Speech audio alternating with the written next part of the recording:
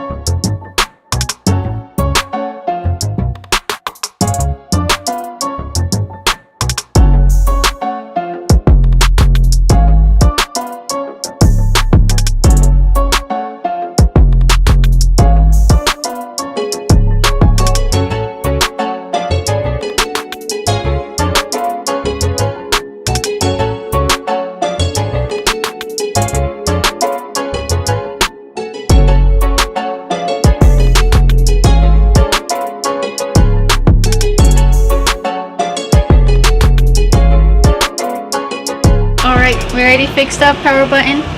Now we're gonna go ahead and do the back glass. We already covered all the necessary parts.